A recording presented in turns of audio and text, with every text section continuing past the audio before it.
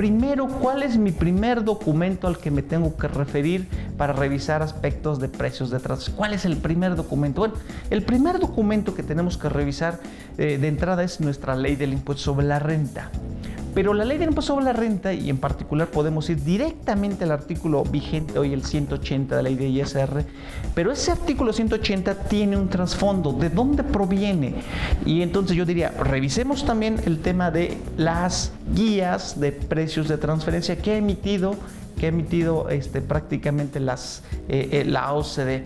Y bueno, ¿por qué? Pues porque vean, por ejemplo, en América hay desde Argentina, Brasil, Chile, Colombia, El Salvador, Ecuador, Estados Unidos, Guatemala, Honduras, México, dice Nicaragua, que recién lo está aplicando a partir del 2016, Panamá, Perú, Uruguay, Venezuela. Nos faltó Costa Rica, por ejemplo, que hemos estado yendo también a dar cursos, donde su legislación, imagínense, esta información de las guías de la OCDE han llegado prácticamente 16, 18 años tardes a ciertos países en Centroamérica, y donde apenas existe ese gran empuje por analizar y darse cuenta de que hay operaciones que tenemos que considerar, como son precios de transferencia.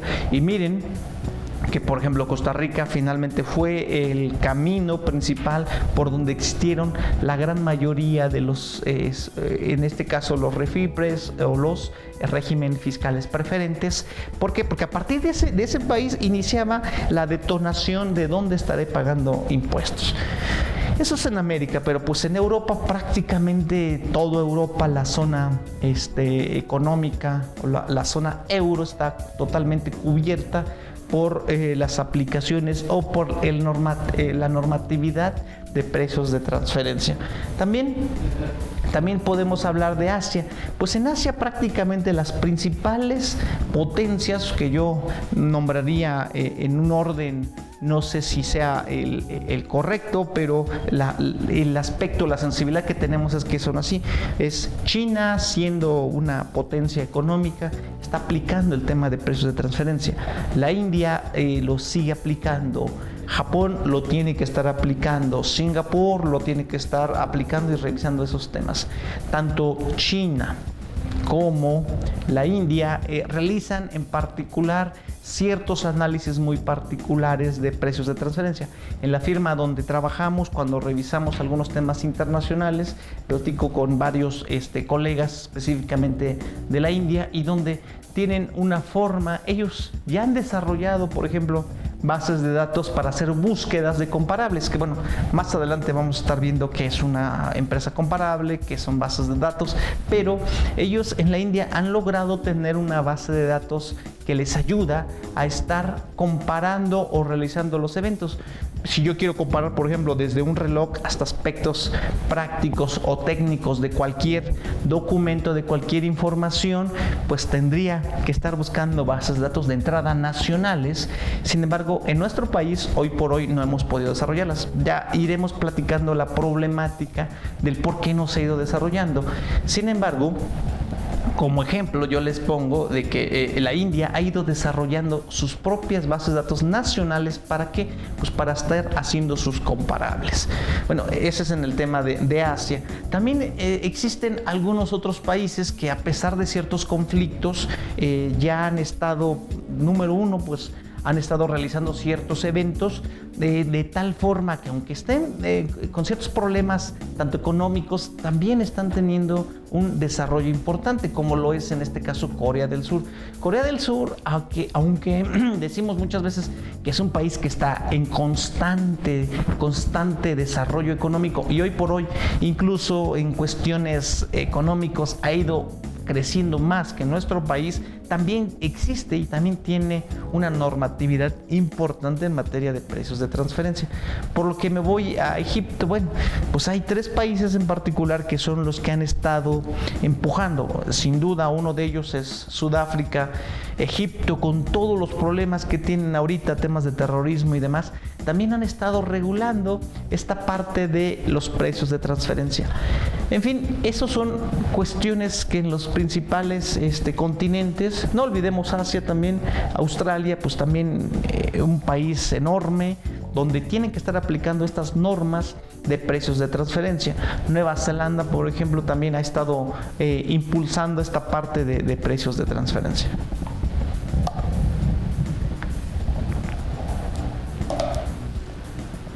Bueno, vamos a ver entonces ahora cómo está el tema en cuestión nacional. Se dice que en 1992, donde se fueron plasmando de forma pues muy endeble cuestiones de precios de transferencia en la ley de ISR.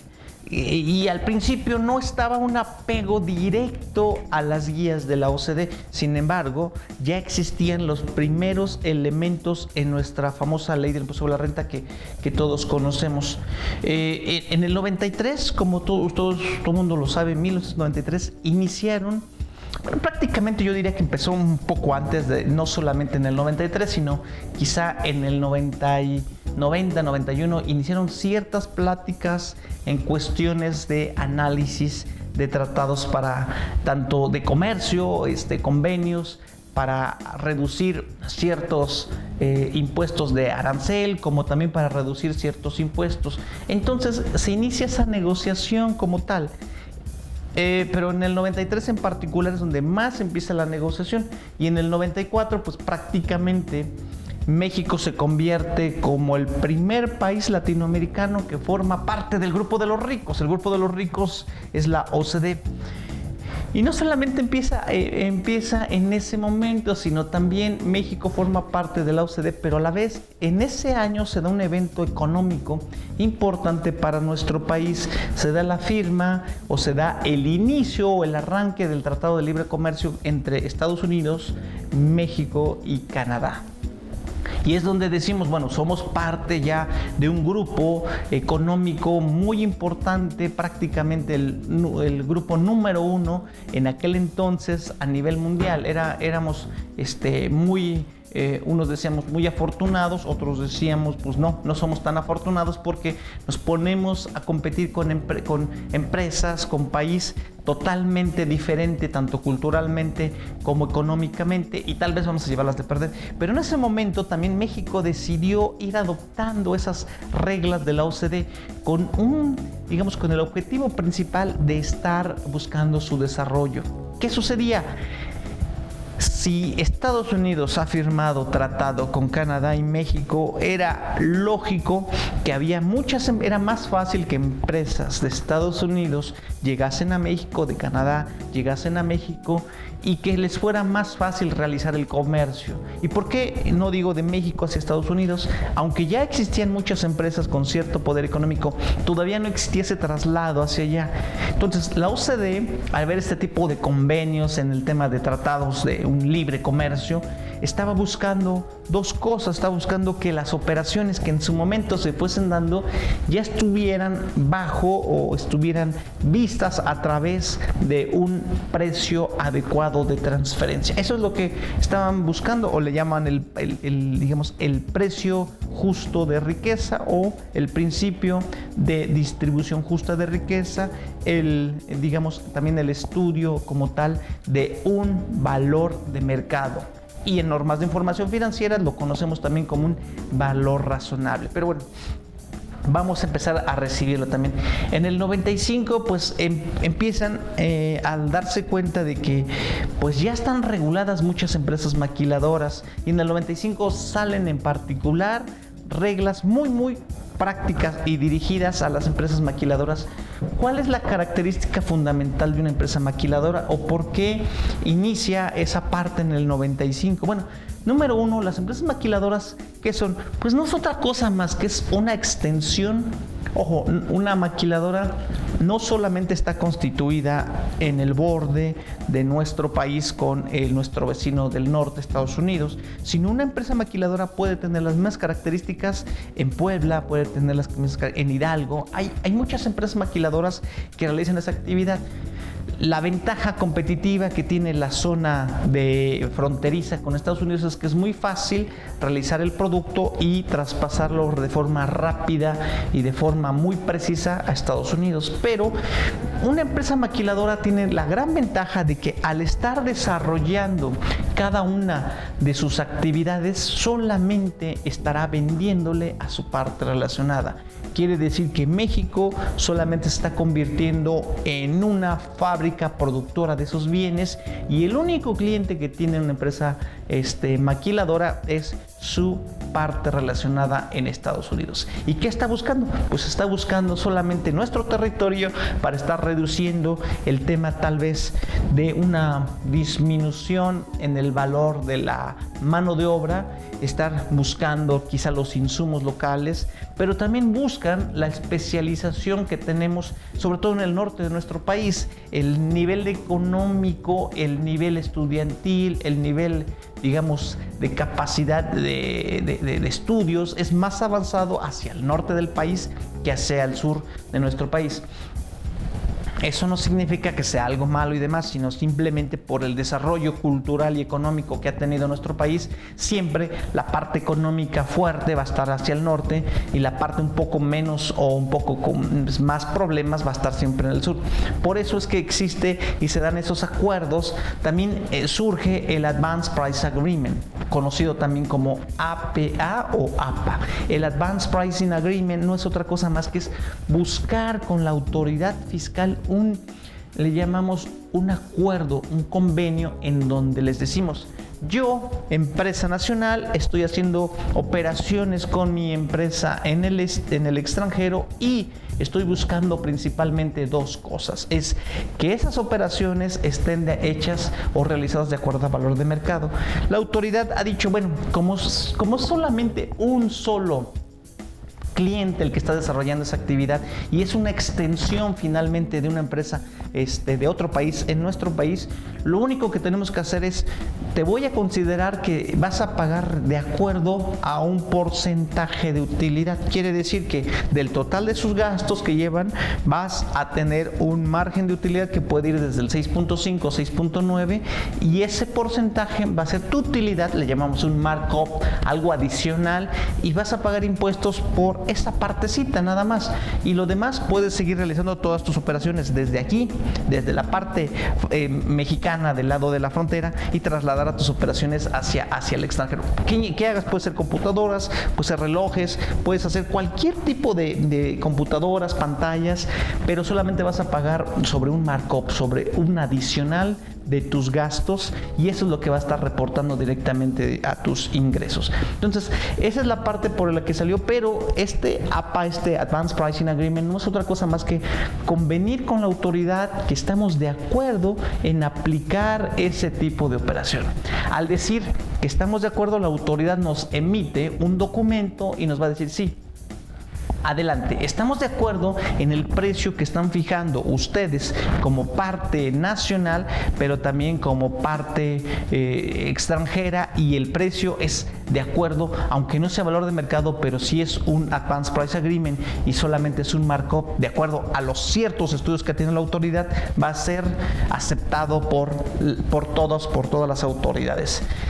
Bueno, en el siguiente año, después del 95, inició pues ya más a fondo la implementación de las guías de la OCDE a ser vaciadas directamente en nuestra ley del impuesto sobre la renta.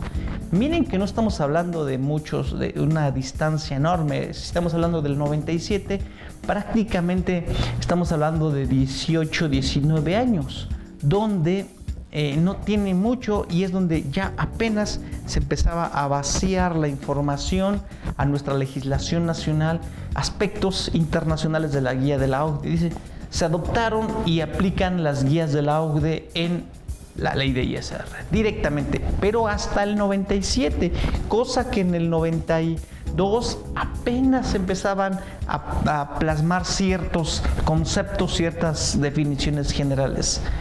Miren, la normatividad de precios de transferencia en México extiende la obligación a personas morales, personas físicas con actividad empresarial y también servicios profesionales. Se describen e inicia la descripción y ya plasmada en la ley de impuesto sobre la renta sobre esos métodos de precios de transferencia. El contenido incluye también el concepto de partes relacionadas. Existe apartados de multas El APA es aplicable también, dicen, bueno, pues no solamente a las maquiladoras, sino también lo vamos a hacer para las empresas no maquiladoras. Se permitía en ese entonces la utilización de cualquier método. ¿Por qué hago referencia a que cualquier método? Más adelante vamos a ver cuál es el método que le gusta más a la autoridad, o le llaman en normas internacionales, en disposiciones internacionales, la regla del mejor método, que lo estaré platicando un poco más adelante. Como decía, en México fue el primer país de Latinoamérica con una legislación de precios de transferencia. El segundo ha sido Argentina, pero México en general ha sido el principal promotor de estudios de precios de transferencia. También en ese año se crea el SAT, el Servicio de Administración Tributaria. En ese año fue un año de muchos cambios en materia tributaria en nuestro país, pero no solamente en materia tributaria, sino en cuestión internacional. El SAT también viene a partir de un aspecto que hemos ido copiando de otros países, por ejemplo de la IRS, que aunque no es de forma muy parecida, pero trata de trataba de buscar y tener las mismas funciones. Ya dejamos la Secretaría de Hacienda y ya se convirtió el SAT solamente, y es el órgano o la mano que ejecuta las acciones de la Secretaría de Hacienda y Crédito Público. Entonces, en ese año se fueron dando este tipo de eventos que prácticamente todos conocemos y que a partir de esa fecha ahorita han estado plasmadas. En el año 2000 pues se aplican ciertas reglas referentes al Safe Harbor para efectos de determinar la utilidad. Safe Harbor no es otra cosa más que ese markup que le estaban poniendo a determinadas empresas maquiladoras. ¿Por qué? Porque dijeron, bueno, vamos a pagar respecto de qué, respecto de los gastos que tenga o respecto de sus activos. Y entonces hicieron una comparación y dijeron, bueno, vamos a pagar el impuesto más grande que salga entre sus gastos y sus activos. Que comparen, que se haga el cálculo de ambos y que haya una comparación, y que se va a pagar al SAT el más grande. ¿Por qué? Pues porque había ciertos activos que incluso las maquiladoras traían al país, los estaban utilizando, estaban generando mucha actividad, y entonces decían, bueno, vamos a ir pagando impuestos a partir de lo que sea más grande, tanto gastos o también que sea más grande nuestros activos. Y esas fueron las reglas que empezaron a cambiar. El siguiente año, en el 2001, se inicia con la presentación de la Declaración Informativa de Operaciones con Partes Relacionadas o partes residentes en el extranjero. Y la forma oficial que en aquel entonces se utilizaba era la 55. En la parte de la ley del impuesto sobre la renta se incluye el enfoque transaccional, que debe contar con la información y documentación comprobatoria de partes relacionadas por cada entidad relacionada y por cada tipo de operación. Había que ir identificando en el 2001, dice, no solamente me vas a identificar a tu parte relacionada, sino más me vas a ir identificando también cada tipo de operación que estés llevando a cabo con esa parte relacionada, y tiene que estar perfectamente bien descrita. En el año siguiente se reestructura y se reforma la ley del impuesto sobre la renta. Se incorpora ya de forma directa un capítulo de empresas multinacionales. Se extiende, en ese 2002, se extiende ese parteaguas donde dice el SAT mexicano. Ok, no solamente las empresas mexicanas que lleven a cabo operaciones con partes relacionadas al extranjero tienen esa obligación de tener el estudio de precios de transferencia. No. Si una parte relacionada nacional lleva a cabo operaciones con su parte relacionada en nuestro país, también están obligadas a tener por lo menos cierta documentación que compruebe que esas operaciones entre los dos están siendo a valor de mercado. Y eso fue implantado en el 2002. Hoy por hoy existen muchas operaciones, estamos en el 2016, y existen muchas operaciones entre partes relacionadas donde no son tasados o no son sopesados a través de la regla o de un estudio de precios de transferencia. Ese es donde veo la oportunidad que tenemos todos de ir aprendiendo que también hay operaciones con partes relacionadas donde podemos y debemos estar documentándola como si fuese un valor o precio de valor de mercado. Bueno, La obligación también en México solicita a la OCDE una revisión en el sistema de precios de transferencia.